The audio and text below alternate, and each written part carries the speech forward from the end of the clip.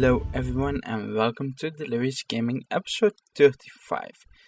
It's the 1st of August 2012 and the game in the background is still Supreme Commander. So I've played a few games since yesterday. At the moment on Steam you can get some indie bundles. And they are about the price of a single of the games in the bundle. So if you want the bundle, if you want one of the games of the bundle, it's just as expensive to buy the whole bundle. And one of the games which I've gotten, which I wanted to play, was Sanctum, which is a tower defense / first person shooter. And one which I quite like, to be honest. I played a bit this afternoon and it was quite a good experience. Another game which I've been playing is The Void, which is a strange game, to say the least. I haven't really gotten the goal of the game yet, and I only understand the mechanics about a bit, but it's not bad. I might really like it. I don't know. I saw it was the daily deal today, and when I checked it out, I noticed I already got it. So I'm guessing I got it in a bundle. But yeah, I quite liked it. So, on to the gaming news. Strauss Zelnick, who is the CEO of Take-Two, is saying that the development of Grand Theft Auto 5 is on its way. He isn't really specific, he's just saying that they are making substantial progress, but he isn't saying anything else, so might just be a bit getting the game in the news, but otherwise not so sure. Take-Two is also releasing BioShock Infinite, Borderlands 2, XCOM Enemy Unknown and NBA 2K13 in the next few months, so they just might not really focus on a new part in the series at the moment. The one thing that they have been doing is they set up a viral Twitter account for the Epsilon program, which is one of the religious sects in earlier GTA games. And they have some strange beliefs, like the world is only 157 years old. They also have a website already. And it first came up in Grand Theft Auto San Andreas. So it might just be a fun Twitter account to follow. And otherwise they might just announce a bit earlier when they will release than the press release will be. The Electronic Arts has made a bit of a misstep with Star Wars, but they managed to make it right by using Battlefield Premium. They made the MMORPG Star Wars The Old Republic, which was a fine game, but other than the really good voice acting, it didn't add that much to the current games. So they didn't get that much subscriptions as they wanted to. On the other hand, they made a Battlefield service, and it is looking really good for them. They're saying that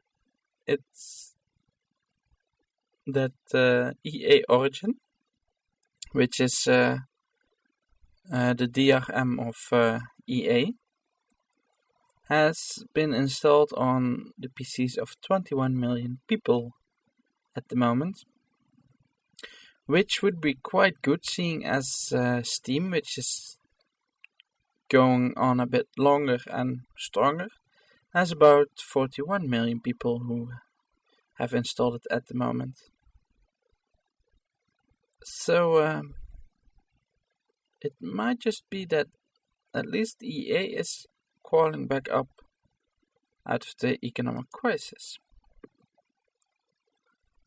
SOCOM might just come back. Shuhei Yoshida, who is the director of Sony Computer Entertainment Worldwide Studios, has said that they might just re-release SOCOM. He also said that they will never close a franchise, at least not definitely, which just might mean that they are thinking about a few other franchises which they want to put new life in. Star Wars The Old Republic, as I said a few minutes back, has blundered a bit at the moment, but the price for the boxed copy will go down to $15, and this fall they will even go free to play. The subscribed people at the moment is dropped beneath 1 million, which is quite bad for the current AAA titles. Before World of Warcraft, I believe that a good game like EverQuest made about 100,000 subscriptions, but since World of Warcraft, if you get beneath 1 million and you're not built on it, then you will get shut down. So by making it free to play, they might just make a lot more players. But we'll have to see how they want to make back that money. And a sequel on Giana Sisters has been put up on Kickstarter. I'm reading here that they need $150,000, and Giana Sisters is a Super Mario Pro clone, which was released on the Commodore 64 and Amiga, and some other consoles. So I don't know who, but somebody has managed to get the rights and wants to make a sequel, so it might just be a fun game to add to the current repertoire. And the downloadable content for Left 4 Dead 2 Coldstream will come to the Xbox 360 on August. And at the moment they are set for the release date of August 3rd. But it might just be a bit later, not sure yet. You will get 5 new campaigns, which is Crash Course, Dead Toll, Dead Air, Blood Harvest and Coldstream. The last one is made by the community, and Valve made it an official map. On Xbox it will cost about 560 Microsoft points, and on the PC it's free. But then again, on the PC, Valve is its own publisher, so they don't need to pay them anything. And the pre-orders of Dead Space 3 are about 5 times as many as with Dead Space 2. So it looks like people are warming up to pre-orders. A few years back it was unique to do a pre-order, but at the moment almost every major title has a pre-order ready. The statistics have been announced by EA Labels head Frank Gibeau, and he also said that the pre-orders for Crysis 3 are about 3 times as high as Crysis 2. On to the Esport news. The VCG European Encounter has announced its first 4 teams. And it will be a competition between 8 teams at Gamescom, which is held from August 17 until August 19. And the prize pool for Dota 2 is about €6,000. The current teams which have been invited are Mortal Teamwork, Team Infused, Storm Games Clan, and the Copenhagen Wolves. 3 other teams will be invited, and the last team will be selected using the German qualifier. And tomorrow we have 2 new releases in America, which is 3D Solitaire for Nintendo 3DS and The Lost Town, The Jungle for the Nintendo DS. Now I have 2 games which I want to announce for the Kickstarter, and one I will do today, and the other one I will do tomorrow, and then I'll just see if I can find anything useful for Friday. I usually try to pick at least 4 on Monday, 4 Kickstarters which have at least a month going, and I release one every day during that week. But I'm afraid I'm running out this week, so I'll have to reselect some Friday, and I hope something comes up. But I still have these 2. The first one will be, and the one which I will speak of today, is Forge. It's a class-based third-person fantasy shooter. We really don't need to make any more keywords for games because they are becoming quite long these days. It will be online, multiplayer combat at its best. So it will be a bit between an MMORPG and an MMOFPS. I can't really find at the moment if it's MOBA based or if it's a bit like Dark Messiah multiplayer, in which you could choose a class and you need to level it up during the fight, but you reset every fight. So I'm a bit curious about that, but I might just find it a bit later on. It plays like a third-person shooter. You have abilities, and using your abilities you can make strategies, which changes a bit in PvP and as in normal MMORPGs, but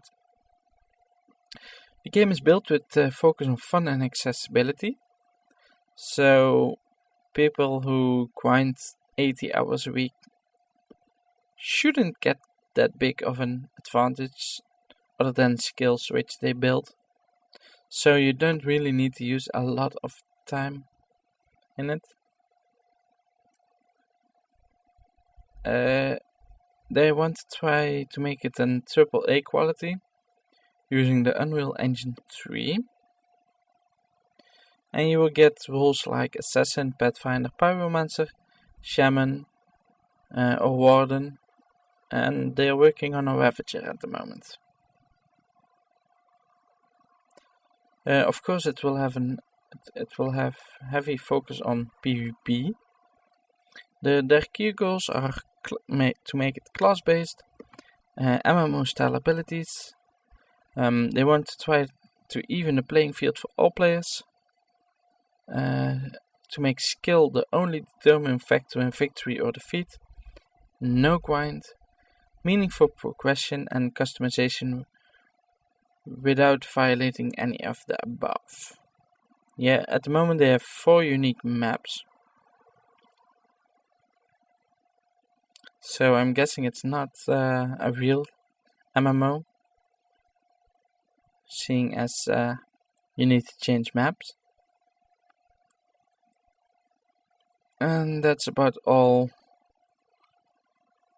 which I can get out of the Kickstarter page, seeing as it's as they repeat themselves over and over on a different note. So at the moment it has about $4,000. They need $300,000, and they have 37 days left to go. I can't find the release date at the moment, but if you pledge the minimum, which is $15, you will get a digital copy and you get a head start.